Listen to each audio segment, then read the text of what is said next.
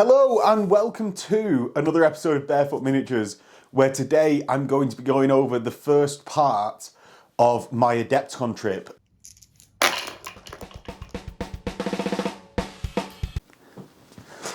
So in this, I'm gonna say series of videos. It might be 2 actual videos on the channel and probably a bunch of shorts, but maybe if I can possibly get as much of this trip on camera as possible, that's what I'm gonna do. Hopefully I'll be able to get some games in while I'm there, like filmed. I'm going to be playing in basically events on Wednesday, Thursday, Friday and Saturday. So hopefully I'll be able to get some good footage for everyone to see. Because one of the things is, I wanted to go to Adepticon for quite a while now. And my sister just moved to Colorado. So it seemed like the perfect time to get a joint trip in. So I could never quite justify like spending all of that money on going to the States for a gaming trip rather than, you know, like real life stuff, like actually buying stuff that I need. So the first thing to say is, if you see me at Adepticon, if you were going, definitely come and say hi. I'd love to meet everyone that I can, because that's what gaming events are, right? I'm going to be going around Heresy mostly. I've got a Necromunda game on the first day, but I'm hopefully going to get around a few different game systems, because I know there's all different game systems in there. I know there's Epicon, some fantasy, Mordheim. I want to at least bring footage of that if I can't manage to get... I need to see how much I can pack in my case, right? Before I know whether I can just like dive into an event of it. But hopefully I'll get as much as possible into the case, and I'll be hanging around trying to like absorb all of the gaming that's going on there. So just come up and say hi. So yeah, this year I'm going to be doing the Ashline Fever episode 1, which is the first day of the Necromunda Ash Wastes that they're doing. So that's the rolling 80s with Douglason have taken over the Ash Waste, and we're going to be playing in the Necromunda event there. Now, from what I understand, we don't actually need to take a gang, but I'm going to take one anyway, just in case, because I might have been hilariously stupid and misread that or misunderstood. But what I'm really going to be getting into is the Heresy. On that, I'm going to be doing the attrition event on Thursdays, and that's got quite an interesting list building aspect. I'm going to be doing the Pyrrhic Station Upsilon, which is a ZM mega battle, and the first part of the Pyrrhic series that I'm going to be taking part in. I've then got the Heresy tag teams on Friday, and that's something that I'm actually going to be playing with Lonely Sandbar, who's one of the Patreons on the channel. Big shout out to Lonely Sandbar with his word bearers. And the Pyrrhic, the Outer Reaches, which I believe is the final installment of the Pyrrhic series that is at this Adepticon this year. I've given myself, hopefully, enough time on Sunday to see a lot of the other gaming that's going on, because I know obviously there's tons. And basically I want to give you guys the chance to see Adepticon, obviously at least how I've seen it, because although it was this thing that I always wanted to go to, I couldn't ever work out actually how it operates. As someone not from the States, that I don't have a load of people in the circles that I operate in that go to Adepticon. It's just like, wow, Adepticon's there, it seems really good, but I've not a clue what's going on. So I'm going to be following the trip, hopefully, and posting videos just all the way through, so that everyone can see basically what occurs and what I do stupidly. So I'll go over each of the events and what I'm going to do with my lists for them.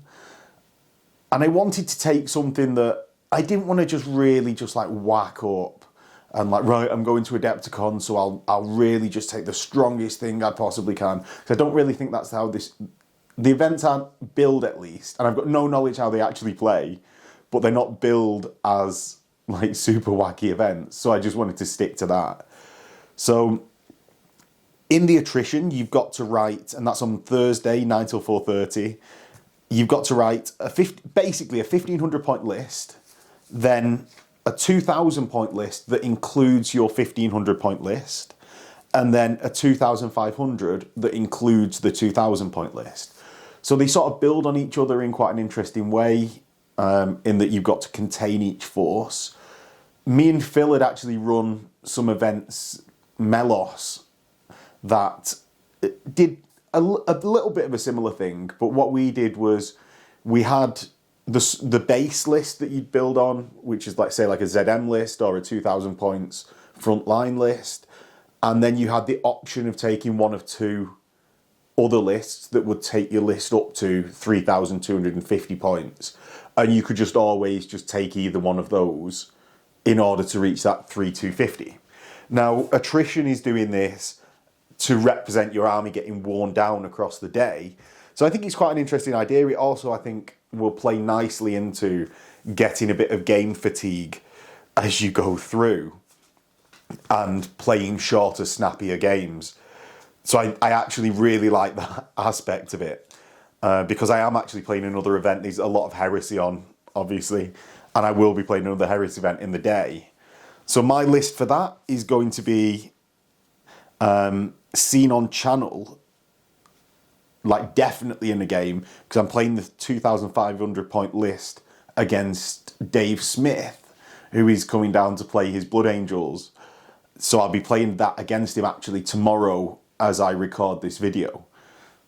So I don't actually know how great the list is at the moment. So with my attrition list, I really wanted to lean into the Iron Warriors pinning mechanic, in that I don't have that much luck with it. Like, I had some luck in the game against Ed from Sector, when he came on the channel with his Space Wolves that he'd borrowed, but I don't have loads of luck with getting people pinned. So I thought, how can I maximize that and experiment to see if I could, by just leaning really heavily into it, could it work well? So what I've done is I've tried to account for night fighting, the compulsory tech marines that everyone takes, but also augury scanners in the squads, to ignore the night fighting range if my tech marines get taken out, to try and get that -1 leadership. So hopefully we'll just go through the list and check it out. I wanted to write something based on an Iron Warriors infantry company and sort of feel, have a bit of the third ed feel in that it's quite mixed, it's got a tank, it's got tactical squads and marines, it's just hopefully more fleshed out, but that like sort of third, early fourth ed feel to the lists, because I feel that's how sort of the books are written. Other than the grand epic battles, they're always talking about line companies. So I've got a Warsmith with Thunder Spear and Mastercrafted, obviously Thunder Spear. He's got Cortex Controller, Servo Armor Standard. He will be taking Stoic Defender, I imagine, which is the shooting Warlord trait that gives pinning to his squad's weapons, as well as an extra reaction in the shooting phase. I've then got a Vigilator, which is obviously Precision Shot, Shell Shock 1 with pinning on the Nemesis Bolter. So that'll be using my like sort of sitting down sniper that was based off the Hak Islam Infinity Sniper in a Mark III suit of armour. I've then got 4 identical squads of tactical marines. Now, all of these have got shrapnel bolters. They've all got Nuncio Voxes to ignore the night fighting penalty, because I'm going for night fighting. So I want to ignore that leadership penalty. I've got an augury scanner. The sergeants have all got artificer armour and graviton maces, and they're all in rhinos with pintle shrapnel bolters and pintle havoc launchers. So all of that will be like causing pinning. I'm going to be using Hammer of Olympia, so I'm Fury of Olympiaing while moving. So that will be quite nice. Even though the shrapnel bolters take me down to 18-inch range, it's 18 with 2 shots or 9 with 3 shots. So hopefully I can plink off some wounds with that. I've got obviously the Rhino with shrapnel bolter. And everything there is pinning. For every tactical squad, there's 2 chances of pinning, once with a Rhino, once with a squad. So there's 4 of those. I've then got 9 tactical support marines with plasma guns, augury scanner, The Sergeant is just bog standard in a Rhino with the same setup as all the other Rhinos. I've then got 5 Tech Marines, all with Graviton Maces and Cognisignums. Now those will obviously be going in the squads, the 5 squads that came before. The Graviton Maces will hopefully just add that bit of anti-tank. So I've got 2 Graviton Maces now in every single squad. If a Contemptor runs into them, that's 2 chances at the, well, what will it be? A total of 6 attacks, not on the charge, with the Graviton Maces. And the Cognisignums will mean I hit on 2s, re-rolling the 1s for Shrapnel Bolters because of Hammer of Olympia. So hopefully that'll just be pretty tasty in getting as many shots on target and therefore wounds through, causing the pinning check as possible. I then got an Apothecarian detachment with 5 Apothecaries, 4 of which have got Graviton Maces, so that's now 9 attacks, not on the charge, with the Graviton Maces. So hopefully I won't have to be too scared of a load of Dreadnoughts running about. I've then got a Contemptor Dreadnought talent with Dual Fist Grav Gun. Now the Grav Gun's there because I'm scared of Dreadnoughts. The Contemptor is because you get sort of like one or two Dreadnoughts in those 3rd, 4th ed lists. They are obviously really good, and it fits, I think, the theme of an infantry company. I've got a Castaferum Dreadnought because I didn't want another Contemptor Dreadnought, and that's got 2 Gravis Las Cannons on, because Las Cannons are great, and it will give me a bit of anti-tank at range, which I really need. And then finally, I've got a Predator with Sponson Las Cannons, Pintle Multi-Laser, and Searchlights because it's night fighting. And yeah, that, because I like Predator. I actually really like Predators. They've got good output. I wanted a tank in there that's like an active tank rather than just the Rhinos, which is more like for chipping things. And it just gives I think it gives a nice rounding out of the list. It reminds, looking at the list, reminds me of bolt action lists when it's sort of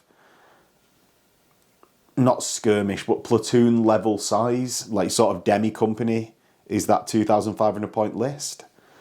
So then for the 2,000 point list, I've got the Warsmith Vigilator, 3 tactical squads, tactical support squad, and their Apothecaries.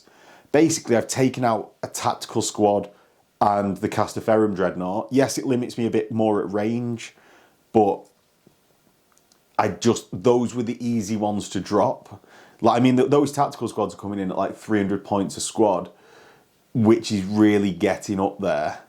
The Warsmith will be going in with the Plasmas. That's why they've got 9. And then for the 1,500 points attrition, I've got another tactical squad dropped and the Predator dropped that gives me 1,500 points. So it's getting down there. I think I'm going to struggle here against multi-wound 2-up saves, really, because I won't be able to get those. Other than the Plasmas, the Predator will get taken out really easily, I imagine. The Dreadnoughts will really pay for themselves, I think. I can't imagine them not getting their points back, even if they're just distraction Carnifexes.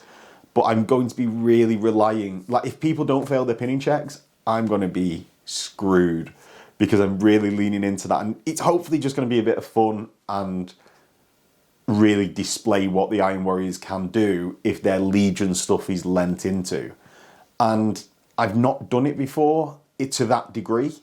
I've done it a bit. I've had 3 tactical squads of 15 before. I've not bothered with Tech Marines on them, but really trying to lean into them, I just wanted to give it a go. So we'll see how that goes after the Horus Heresy attrition event. So then I've got straight into, about half an hour later, I've got the Pyrrhic Station Upsilon, which is a ZM mega battle. So for that, I've got my Warsmith with Paragon Blade, Mastercrafted Thunder Spear. I've got 8 Tartarus Terminators twice. Both of those have got Magna Combi Plas, 6 Power Fists, a Power Axe, a Vexilla, and the Sergeant as a fist. Oh, and I've got a Plasma Blaster in each squad as well.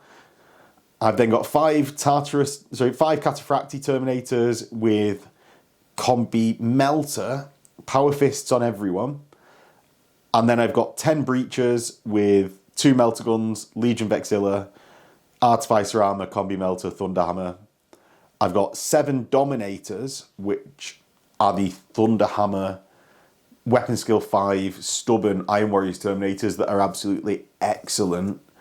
Like, everyone says they're undercosted. I think they are a bit, but there's got to be a reason to take them over just a Terminator squad. And if they've not got like battle hardened or anything like that, nothing that another Legion's special Terminator squad hasn't got. So the only thing that really differentiates them, especially in Iron Warriors where you've not got loads of options for combat, it's something that really makes them stand out and gets them in there at least. I've then got Contemptor Dreadnought Talon of 1 Dreadnought with fists, and that will have 1 Graviton Fist in there because I didn't have the points for both of them. And that is my 2,000 point Station Upsilon list. Now, I don't actually know a massive amount to expect from ZM. I've only had a couple of games of it. Like, I've watched Phil and Pete play. I've played I've played Matt Russell where he absolutely rolled over my Terminator ZM list. But hopefully I can cover all bases with that. Terminators are obviously good now. Like, I say good. Terminators are at least a bit scary now. I've got breachers to hold a rear field objective that aren't... I'm not going to be expecting loads of them. I'm going to be treating them like a tactical squad that you don't expect loads out of them. But I've at least got something to hang around at the back, right? Because otherwise it's just a tactical squad. And it didn't really fit ZM, I didn't think, to take them tacticals. So I wanted to take the breachers just to fit the theme. I got the Heresy tag teams on Friday with Lonely Sandbar, who's playing his Word Bearers. I imagine he's going Dark Brethren galore. I'm going to be using for that actually my 1500 attrition list just to minimise on packing. Now, so that's the Warsmith Vigilator, 2 lots of 10 tacticals, 9 tactical sports plasmas, 3 tech marines, 3 apothecaries, Contemptor. Now I might change that out for a mech list that I've been painting that I got from Laserforge Minis near Preston, and it's just whether or not I can get them done in time. I've really been trying to get them painted. I've been doing like a Greek pot theme, like scheme on them, which sounds a bit weird, but I'm actually liking how it comes together. It's like the terracotta orange. I've got the Greek patterns on them, and that's to go with my Krytos and Greek theme in my Iron Warriors, because everything that I do are all auxiliary of my Iron Warriors. Because I can't pick Space Marines that aren't silver, and everything has to fit in my head at some point in the big army crusade force. Finally, in Phyrex the Outer Reaches, I've got a 3,000 point list that I'll be playing 2 games with. Now, I might have already found Archaeotech on the station, so we'll see if that informs my decision of what to take. But as I actually enter into it, I'm going to be taking my Warsmith, Diogenes, appears again.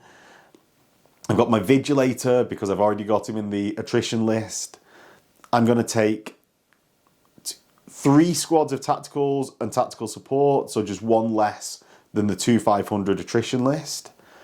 I'm going to have, obviously, the 4 Tech Marines, 4 Apothecaries, Contemptor, Castaferum, 1 Predator. But then to take it up to 3k, I dropped, obviously, that 1 squad of tacticals to make it 3. And I took a Legate Marshal with Artificer Armor. I've then got 3 squads of 20 Storm Velatari with heavy Void Armor on the Sergeants and Vox Interlinks in every squad. I've then got 10 Rifle Auxilia and 10 Line Command Veterans with Command Vox, and that's it. So with this, I just wanted to get... I wanted to take the Solar in some capacity, but they're a bit unwieldy to take, whereas a load of infantry, that will be quite easy, I imagine. A full Solar army that I was planning on taking over, it actually came to like as big as my suitcase, so then I couldn't take anything for recording. So I had to scale that back a bit so that I can fit in the recording equipment to show you guys everything that's going on at Adepticon. So with that, those are my lists and what my thoughts are. Hopefully I'll get some side games in as well with a few people that I'm meeting over there. What is going to be happening, I'm going to release this Saturday's game on the channel, and then it might get a bit patchy just while I'm over there. I'll definitely be releasing like shorts as clips on probably YouTube, just because YouTube's got shorts now. And I'm going to try and get edits done on the plane. I'm ahead in games, so I'm planning on editing those on the plane. And with that, hopefully you enjoy the footage in the next couple of weeks. And I will see everyone for the next video in a bit.